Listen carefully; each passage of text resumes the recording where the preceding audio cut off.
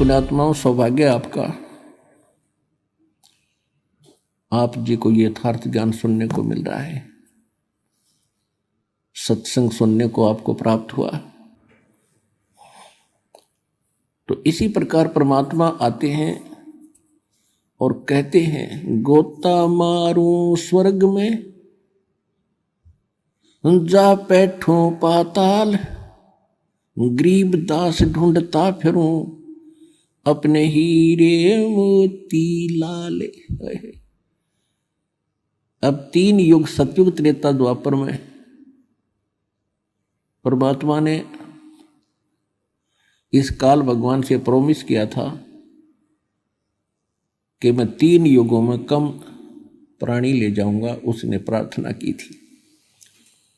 और चौथा युग जब कलयुग आवे, काल ने कहा था कि हे परमात्मा, चौथे युग कलयुग में आप कितने प्राणी ले जाइए। तो परमात्मा ने कहा था, ठीक है, मैं चौथे युग में ले जाऊंगा, 3 युग तेरे लिए छोड़ दिए।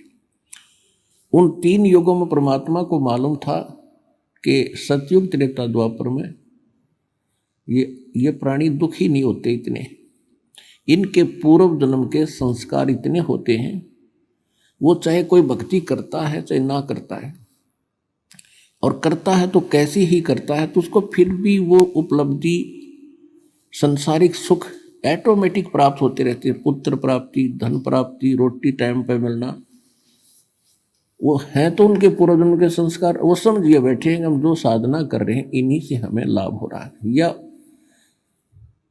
ये द्वापर तक यह भूल पड़ी रहनी थी, क्योंकि हम मानते ही नहीं भगवान को। जब तक हमारी साधना आले, इतने चारों तरफ से हमारे रास्ते बंद ना हो ले, तब तक हम भगवान को कम में याद करें।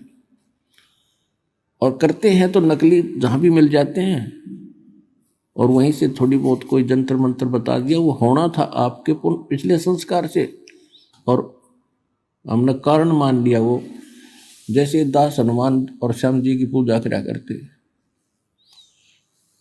श्री कृष्ण, श्री विष्णु जी हमारे मूल रूप में इष्ट थे,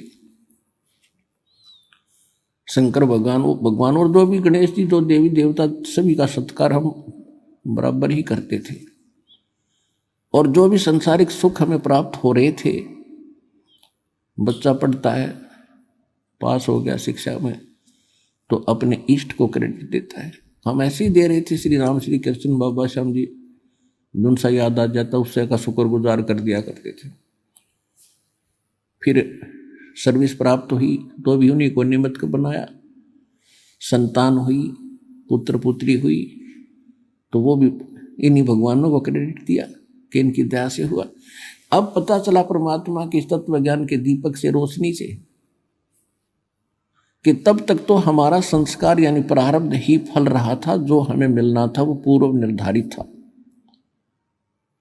और हमने ऐसा भी देखा, जो कति भगवान के निकट भी नहीं, वो हमसे भी सुखी थे। शराब पीना, बकवाद करना, सारा दिन अटपट करके ताश खेलना, और वो और भी सुखी दिखे थे, दुखी थे, सुखी थे। तो उनका पिछला ही संस्कार प्रारब्ध ही फल रहा था। और अब पता चला परमात्मा के ज्ञान से कि ये ब्रह्मा विष्णु महेश हमारे संस्कार में परिवर्तन नहीं कर सकते। केवल कबीर परमात्मा जो समर्थ है, परम अक्षर ब्रह्म है, सत्यनारायण है, अविनाशी परमात्मा, यही हमारे बुरे संस्कार का नाश करके और शुभ संस्कार लिख देते। मासा घटे न तिल बधे, विद ना लिखे जो लेख, और साचा सतगुरु मेट कर ऊपर मार दे मेख। जम जो राजा से डरे, ये मिटे कर्म के लेख, अदली असल कबीर हैं ये कुल के सतगुरु एक। अब गरीबदास साहिब जी ने जो निर्णय करके दिया है कि ये कबीर परमात्मा है, जो सबके सतगुरु यानी सच्चा ज्ञान देने वाले। सच्चा ज्ञान भगवान ही दे सकता है, और या वो उसका कृपा पात्र दास दे सकता है जिस पर उसकी रजा होती है। तो उन्होंने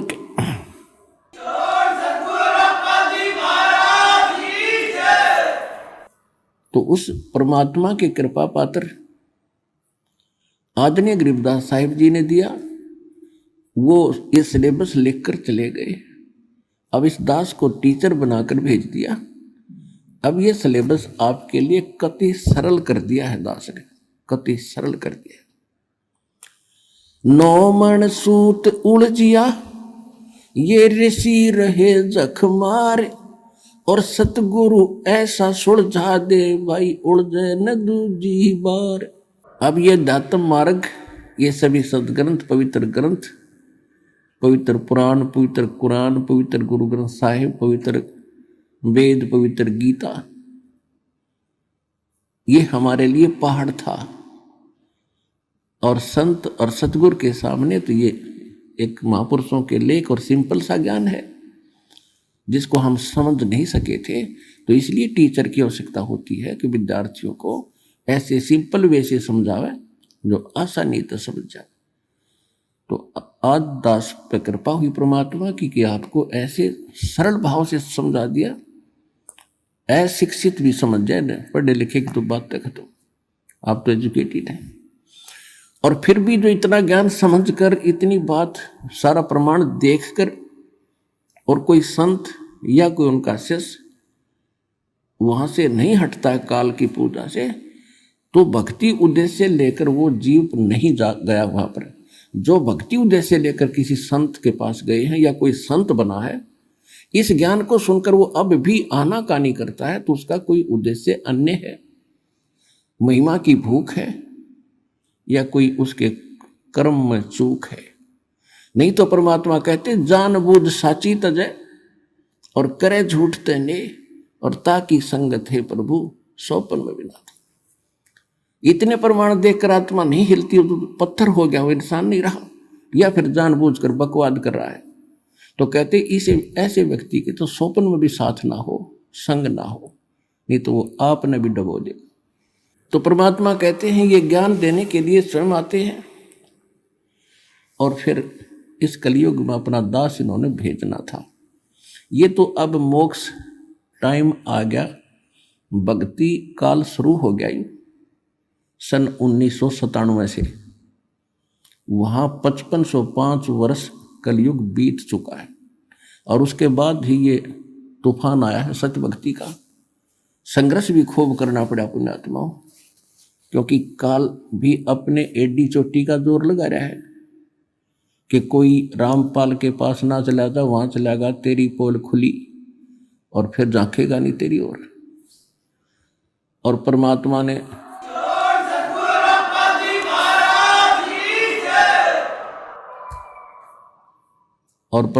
इसको फिर याद दिला देते हैं रह रह के कि बकवाद बंद कर दे, अब तेरा बोला हुआ वचन है कि कलयुग में कितने जीव ले जाना।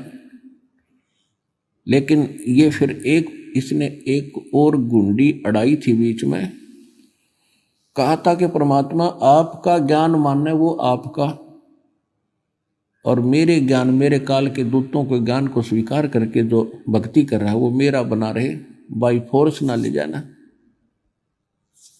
तो परमात्मा को भी मालूम था जब तक इनको ज्ञान नहीं होगा तो मेरे कैसे होंगे, वो भी तथास्तु कर दी थी। अब ठीक है, अब आप देख रहे हो परमात्मा ने ज्ञान का तूफान ला रखा है। भाई बहन, बुजुर्ग, माता बहन, भाई, बच्चे ले लेकर पुस्तक एक परमात्मा के पोस्टमैन की तरह घर घर जा रहे हैं, उनके बच्चों तक संदेश पहुंचा रहे हैं, उनकी गालियां खा रहे हैं। कोई जेल में डाल देता है, कोई पत्थर मारता है, कोई धमकाता है, कोई खुरकाता है, लेकिन ये परवाह नहीं करते, क्योंकि इनको मालूम हो गया कि इन्होंने भांग पी रखी है। और यह भांग उतरेगी इस पुस्तक के ज्ञान से, भगवान के ज्ञान से, और जिनकी भांग उतर जाएगी हमारे साथ हो लेंगे। फिर ये अब आपकी उतर गई, आप आगे, अब आपकी भांग उतरी तो यहाँ आगे